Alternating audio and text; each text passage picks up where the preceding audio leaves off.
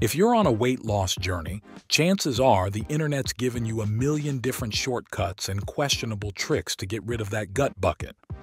There's no denying that everyone has their own personal experiences with such hacks, but such a huge collection of anecdotes will definitely send your mind spiraling. But what if I told you that there are 7 surefire ways to burn that belly fat that are tried, tested, and backed up by research? The good news is it's preventable and it's reversible. This video will nail down the most fundamental principles of fat loss and set you right up for a sensational transformation in 2024. Belly fat is more than just a cosmetic concern. Having extra inches around your waist can seriously impact your health. In fact, a study from the British Medical Journal in 2020 revealed that every 4 additional inches on your waistline increases your risk of early death by 11%. But before you step into the ring, it's only appropriate that you know your opponent. Isn't that what all the star athletes say? So we've got different types of fat. Brown fat helps burn off white fat and keeps us warm by turning calories into heat. White fat, including the fat around your belly, stores energy and can be either subcutaneous or visceral. Subcutaneous fat is the soft, pinchable stuff under your skin, while visceral fat is deeper, wrapping around your organs and linked to serious health issues. And that's the big bad we want to get rid of.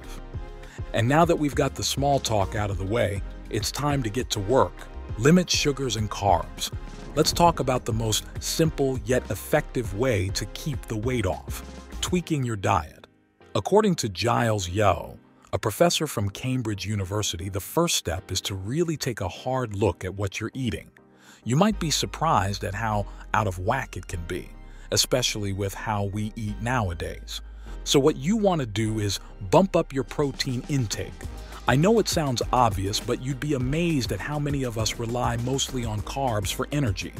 Ideally, about 16% of our energy should come from protein. If it's less than that, chances are your diet is too heavy on carbs. Here's the deal with carbs and sugars. When you eat them, your body breaks them down into glucose. This triggers insulin to move that glucose into your cells for energy. But any extra glucose, it's stored as fat in your liver and muscles.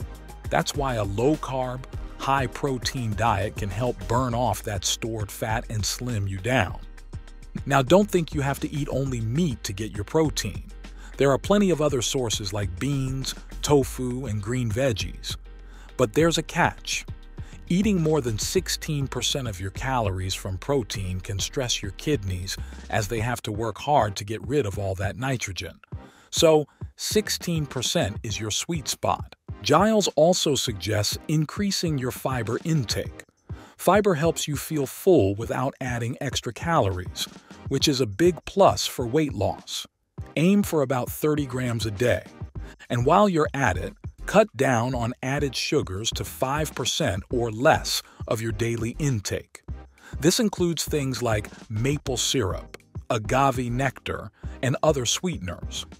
And those are the 3 numbers that I want you to think about. So 16% of protein, 30 grams of fiber, 5% or less of added sugars. Apply that to whatever you want, keto, whatever you want to do.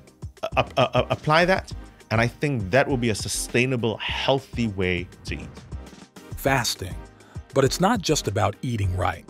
You got to think about the timing as well. Another effective approach to aid your weight loss journey is fasting. There are various fasting methods, so you'll need to experiment a bit to find what works best for you. Dr. Mindy Pell outlines 5 types of fasting. The first is intermittent fasting, which involves alternating between periods of eating and fasting, typically for 12 to 16 hours.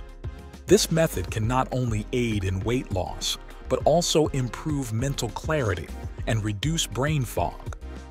The second type is autophagy fasting, which ranges from 17 to 72 hours. This method helps balance sex hormones and can prevent certain illnesses. The third is the gut reset fast. According to research studies, a 24-hour fast allows intestinal stem cells to regenerate, promoting the repair of damaged tissues and benefiting those with a compromised microbiome. Fourth on the list is the fat burner fast. Research suggests that fasting for 36 hours followed by 12 hours of eating is highly effective for losing stubborn belly fat. And then there's the dopamine reset fast. A 48-hour fast can reboot the dopamine system, which is responsible for the happiness we feel. Dopamine's the molecule of more. It's not the molecule of enough. So what it does is when you get sugar, you get this dopamine rush, and the brain goes, "Woo, love that. Give me more of that." And so it's endless. You will never be fully satisfied. It constantly wants you to come back for more and more and more. For those who are obese or struggle with food addiction, this can mean getting more enjoyment from less food, as new dopamine sites are uncovered, reducing the need to overeat for the same pleasure. And let me tell you, if you've got the diet part down, you can stop grinding at the gym. Diet over exercise. All the studies, long-term studies, show it doesn't help weight loss, and it's been grossly exaggerated as an easy fix for our obesity problem. Dr. Kim Spector points out that exercise doesn't contribute much to weight loss. Studies have really blown exercise out of proportion as a simple solution to obesity. Without changing your diet, exercise alone won't make a big difference. At best, it helps keep the weight off after you've shed pounds through dieting. But don't be fooled. Your weight loss journey is not completely about food or exercise. Adequate sleep. When they were sleep deprived, the deep hedonic centers, the emotional centers of the brain, these desire centers, these reward centers, they ramped up in their activity in response to these highly desirable, highly unhealthy foods. I know we're all workaholics here, but lack of sleep can significantly contribute to weight gain. Here's how it works. Our bodies have two key hormones that manage our hunger: leptin and ghrelin. Leptin tells us when we're full, while ghrelin does the opposite, signaling that we need to eat more. Studies have shown that when people are limited to just 4 or 5 hours of sleep, their leptin levels drop by 18% and ghrelin levels rise by 28%. This results in a 26% increase in overall hunger. Moreover, those who are sleep deprived often crave unhealthy foods like processed carbs, sugary snacks, and salty treats. Sleep deprivation also affects the brain, activating the primitive reward centers while shutting down the impulse control areas like the prefrontal cortex. This combination makes it more likely for someone to give in to impulsive eating. So what do? Well, isn't it obvious? It's crucial to practice good sleep hygiene. Stick to a consistent sleep schedule. Turn off all lights and keep your room slightly cooler than your core body temperature to promote better sleep. Now, you're eating well and sleeping right, and you're probably thinking good job, but let me stop you right there. We've still got a few more steps to cover, like the brain, increasing blood flow to the brain. As your weight goes up, the actual physical size and function of your brain goes down. Dr. Daniel Amen breaks down why sugar is so harmful to your brain. It can damage your blood vessels, which in turn reduces blood flow to your brain. There are some pretty surprising studies out there showing that as your weight increases, the size and function of your brain actually decrease. Sugar also paves the way for brain diseases like dementia and depression. So we know it's essential to keep blood flowing to our brains. But there's something else that can reduce blood flow, and it's probably part of your daily morning routine. You guessed it, caffeine.